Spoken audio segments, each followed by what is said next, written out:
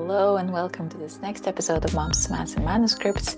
Today's episode is the conclusion of our 3-episode arc or series of solo casts, solo episodes with me, where I talked about rest, I talked about common obstacles to resting and how we can try to deal with it, how we can learn to slow down in a world that is pushing us to move faster and faster and faster and keep doing.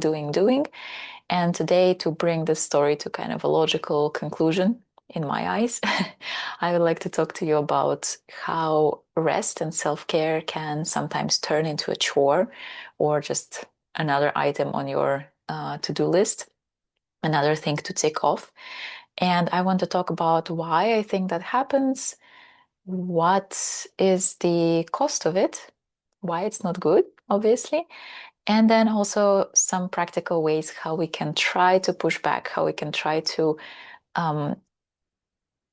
unplug from this mindset of thinking that, yeah, this is just another thing to tick off, or this is a protocol that I have to kind of run through because if I don't, it means something about me.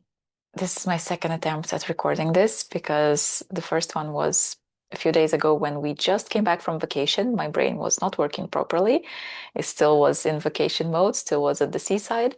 So I'm trying again because I realized that actually it's faster if I re-record, if I set everything up and record again, instead of trying to piece together multiple bits and multiple trains of thought that at that point were not really coherent and therefore are not really editable into one full episode. Let's see how today goes because I haven't had much sleep and I'm not sure my brain is functioning, but it is what it is. We have to keep going.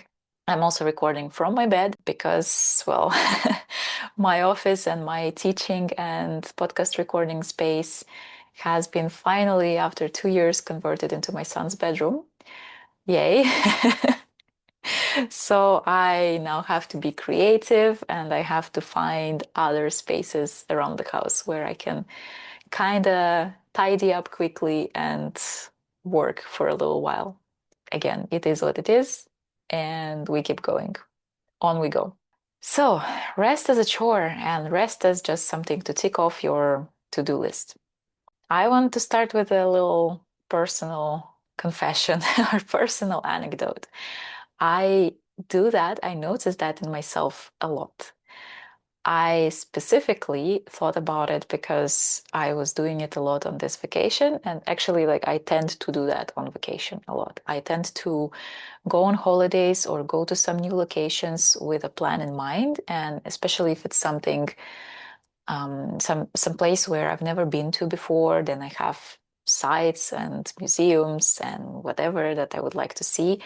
And if it's, for example, a place where I've been to before or I used to live, like happened with Paris, for instance, and then I go there again with my husband, I want to show him everything. I want to show him where I used to, like the streets I used to roam and the places I used to frequent and love and all that. And I get annoyed if things don't go according to my plan. In case of going to the seaside, which happened this year or just now, I I also go with a plan, and my plan includes swimming a lot. I love swimming and especially salty water. Like here in Vienna, we have Danube, but that's not the same for me. I prefer sea, I prefer ocean. Well, no, ocean is too cold for my taste, but I love sea. Okay, salty water just kind of heals everything, fixes everything that is broken in my life, and I need that at least once a year. I need to get a lot of swimming in the sea in. And this year, we are coming to our location and we realize that it's very windy, it's very wavy, and every day it's either red flag or yellow flag, and it's quite unpleasant. Like the water is super warm and super nice, but it's just not the same for me. And when it's red flag, you cannot really go into the water. Like it was unpleasant, it was not exactly the same. I didn't get enough, quote unquote, swimming. I didn't get the kind of swimming, the kind of like very peaceful, very chill swimming far away that I really like. And a few days in, I started feeling like I failed at this holiday. I failed at resting properly. I'm not holidaying, or I'm not resting as I should be doing somehow, or that, as I should have been doing. And it made me feel really upset. It made me feel annoyed and frustrated. And I feel like I did ruin a few days of my own holidays, and I did ruin a few days of my family's holidays because I was complaining all the time. But this, like, conditions, weather conditions, is not something that I could have predicted. It's not something that I could do anything about. I couldn't change anything. So it's just, now that I think about it, it's quite ridiculous that I was so upset about it, and that that this fact made me feel a certain type of way. And, it made me feel like I failed, like I'm failing at holidays. It's funny, but this is where my brain was going. And I feel like this is not just, this is not my uniquely my thing, or this is not something that's just happening on vacation, but often we have a plan, and we try to stick to it. We try to, let's say, maintain consistency or create a new habit. Let's imagine, for example, you want to meditate every morning, and then you try to stick to it, and then life happens and you skip a morning, or you skip a few, and then you get upset because what does it mean about me? I'm inconsistent. I failed. I couldn't even do that. I didn't complete this. I didn't set this habit or create this ritual for myself, and that's it. I failed. So I'm not even going to continue. I'm not going to pick this up again because, that's it. I'm a failure. So we kind of make it mean something about ourselves. And if it comes to habits that are, or rituals that are meant to be restful, that are meant to be restorative, recharging for us, so not necessarily meditation, but something else, reading, setting your phone aside before bed, doing, I don't know, legs up the wall pose in the evening before going to sleep, something, anything, often this kind of guilt tripping is defeating the purpose, because if we're trying to do it feeling like we failed already by default, or feeling like we're not resting properly, or maybe we're doing something else to try to rest, but we think that this is not it, like this is not what we should be doing, it's not restorative, right? It's preventing us from accessing this really deep and recharging um, state that, as with my holidays, like if I had spent 2 weeks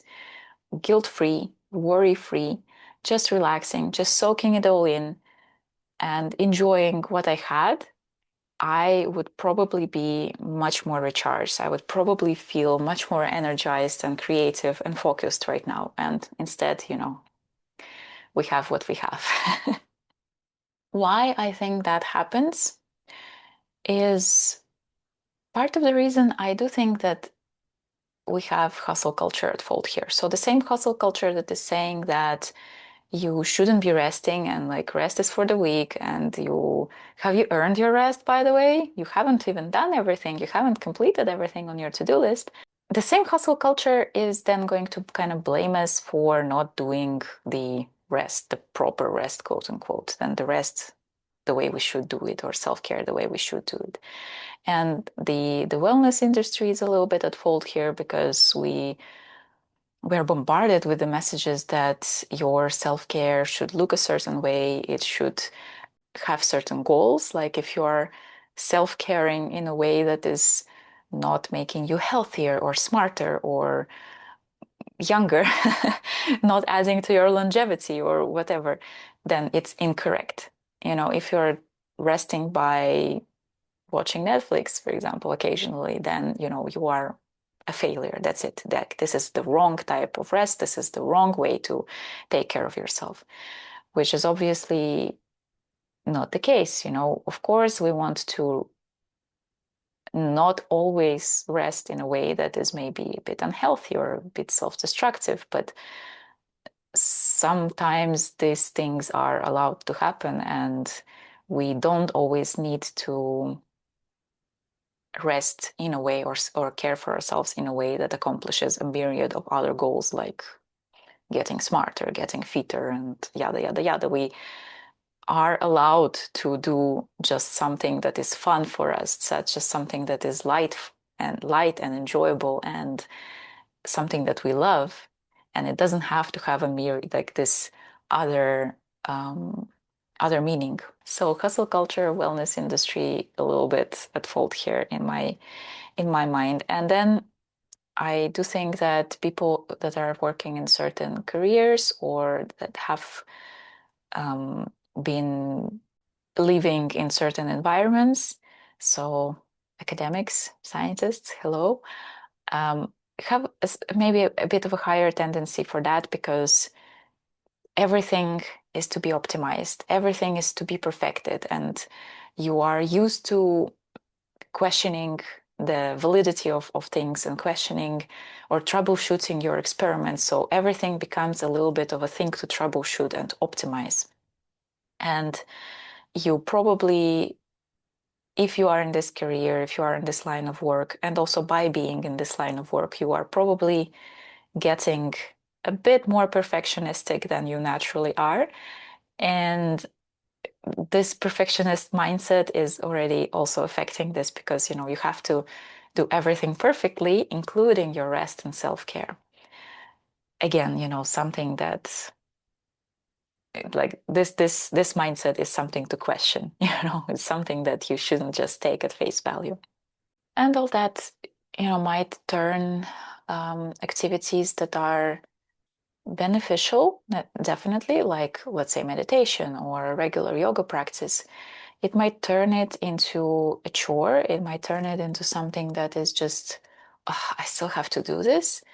And it might mean that there is an extra obstacle for you to practice these things and for you to actually do your self-care and for actually resting.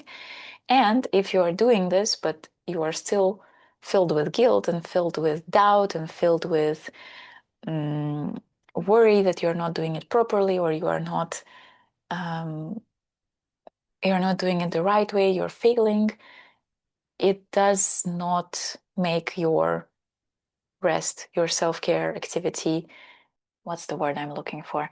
It doesn't make it fully beneficial because it comes with a side of this guilt and this anxiety. Like, am I doing this right? Am I failing at this? It doesn't make your rest restorative. And as I said before, it defeats the purpose. So it does cost us our time. It does cost us our proper recharging, balancing rest. And in the end, when we treat these activities and these habits and these rituals like a chore, like just something to tick off, ultimately, I feel like it's adding up a little bit to our road to burnout. It's kind of paving the road to burnout a bit more. Rest and self-care are supposed to be sustainable, they're supposed to be pleasant, and they are supposed to make you feel better and not provide more pressure and more anxiety and more guilt. Like, leave that to work. There's enough of that already.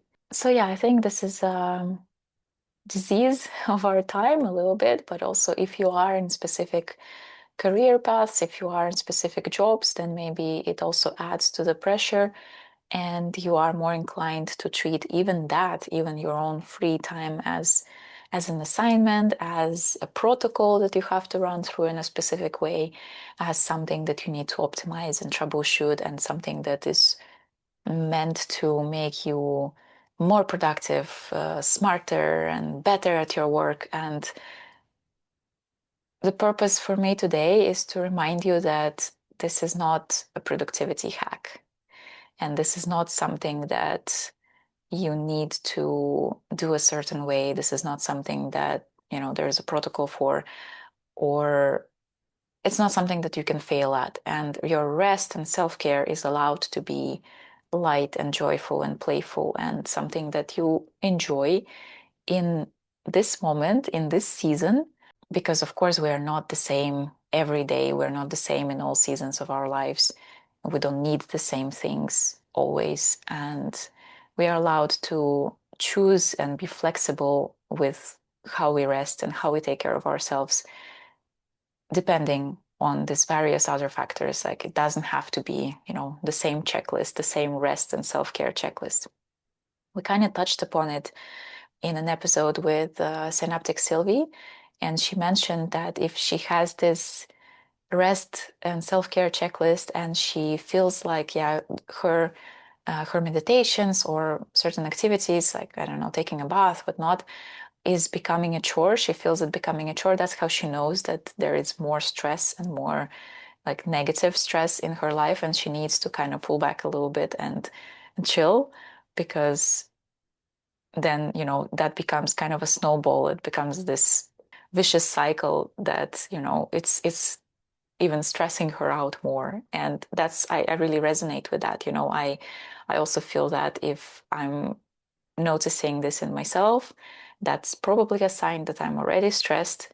And that's this actions, this making my rest and self-care into a checklist, into a routine, and making it mean something about me if I don't do them. This makes me even more stressed. That doesn't allow me to recharge. More stress is coming, and a vicious cycle that is not easy to get out of.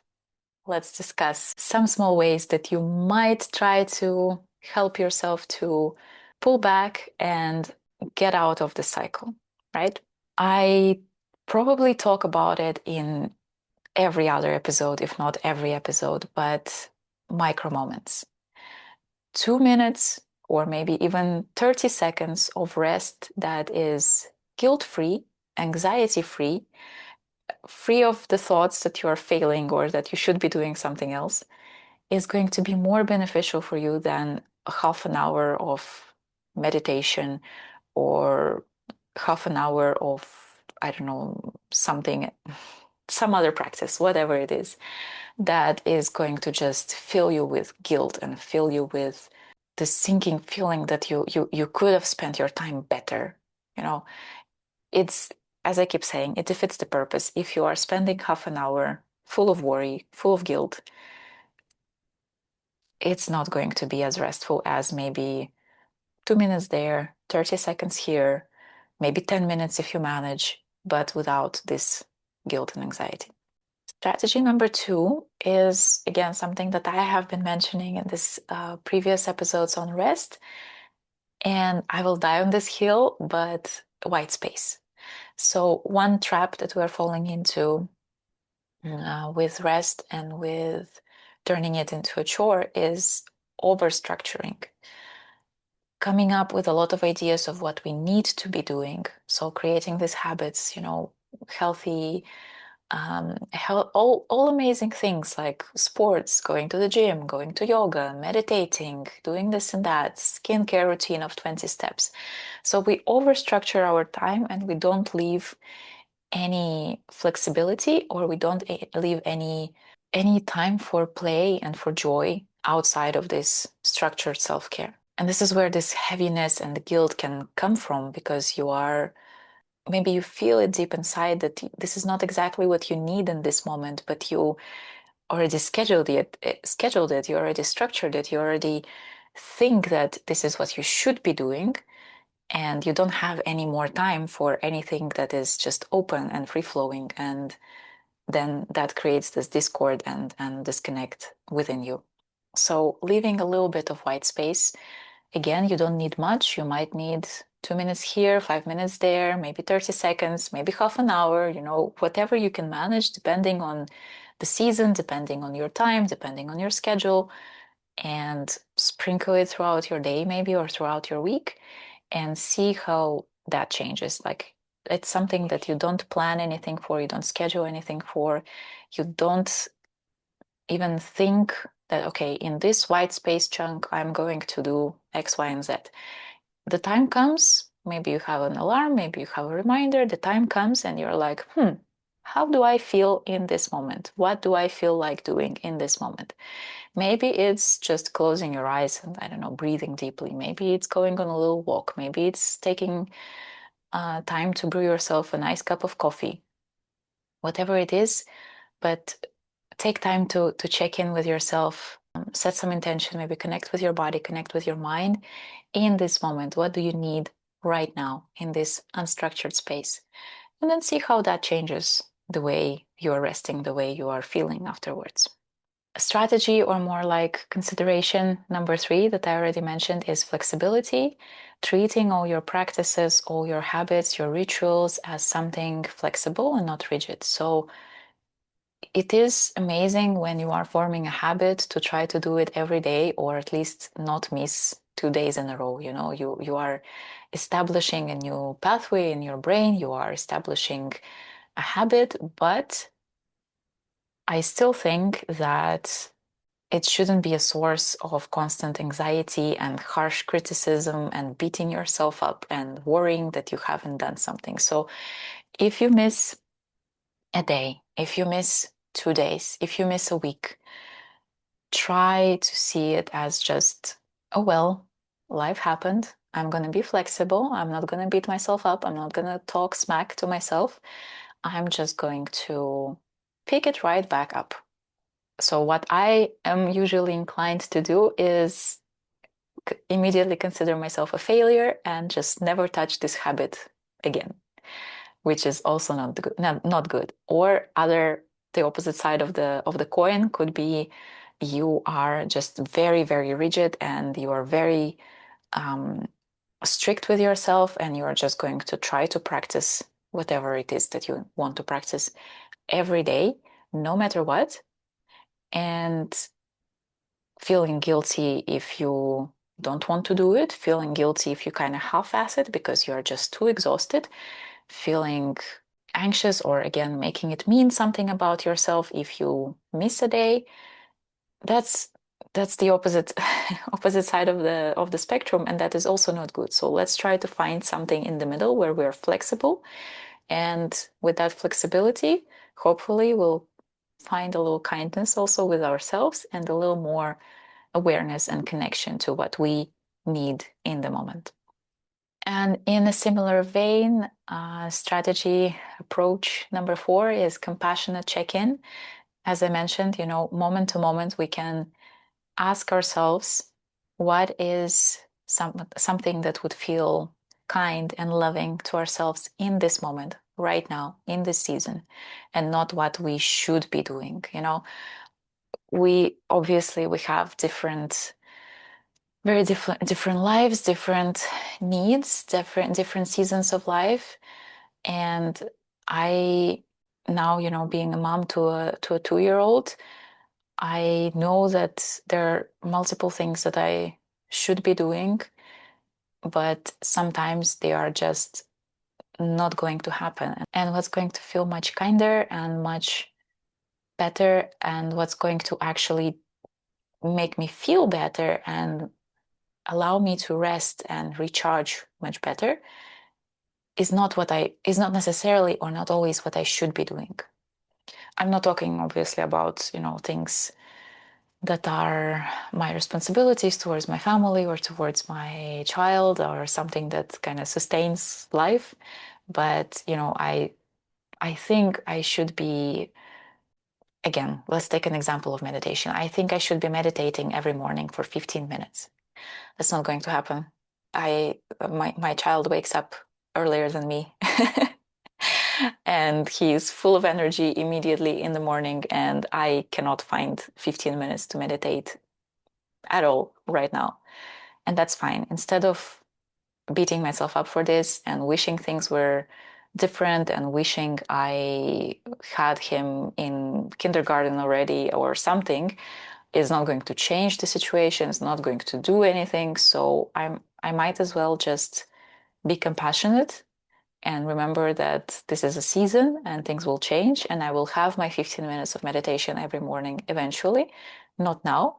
And instead of worrying and instead of beating myself up, I can think of what is going to be loving and kind to myself right now. And The answer is going to be different day to day, moment to moment, but it is something that is going to help me rest better, feel better, and then show up better in my relationships, in my motherhood, in my work, than if I was just focused on what I should be doing.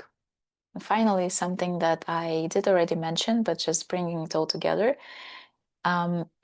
rest should be joyful, or can be joyful. It can be playful, it can be a hobby, it can be something that just makes your heart and your soul light up. And it's not a prescription, it's not a protocol, it's not something that you just need to run through. And you have to allow it to be joyful and playful and light. It doesn't always need to be very serious. It doesn't always need to be super healthy. It doesn't always need to be something that is having some other goals apart from just that, just recharging your batteries. So this is your reminder that you cannot fail at rest or self-care. There is no shoulds, or there shouldn't be no shoulds. There shouldn't be any shoulds when it comes to that, because this is what's best for you, and you know that better than anybody else. There is no prescription, there is no rest police that is going to come and tell you you are not doing it the right way. So let's all treat it a little bit lighter. Let's all try to find a bit more spark and sparkle in it, instead of seeing it as something that is there to be earned, or that is there to be ticked off the to-do list. And then probably, hopefully, we will be a bit more relaxed. We will be all collectively as a society a little bit more recharged and a little bit more pleasant to deal with, a little bit more focused when it comes to work, a little bit more creative and excited and present in all the areas of life, whether it's work or personal or family life, whatever it is. And I do believe that a more rested world will be a better world. If you are somebody who is struggling with this, who is struggling with feeling guilty, whether you are not working or whether you are resting and you are thinking that you're not doing it right, I will again leave your work at work mini bundle in the description underneath the video, or in the show notes on Spotify. And this is something that is, again, very, very light. Like, it's not a course, it's not a task for you to do. It's a private podcast episode, sort of like a voice note from me to you, and a guided meditation, a very short guided meditation, just about 10 minutes, that is going to help you feel, again, a bit lighter and a bit less guilty, and enjoy your rest without any anxiety or worry on the side, so that you can feel restored and then come back to whatever it is that you need to come back to, re-energized, focused, and present.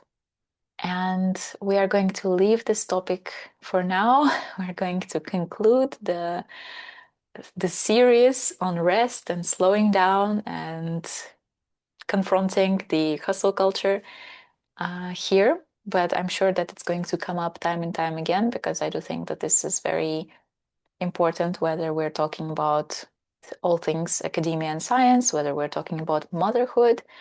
Us moms need this reminder that, we are allowed to rest, and we're actually going to be better moms if we rest and if we take time for ourselves.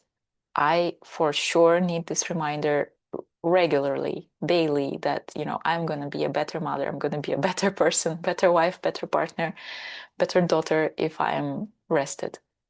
But that's true also for all the other areas. You are going to just be better for it. So let's just all go and relax and not feel any guilt or any worry about it.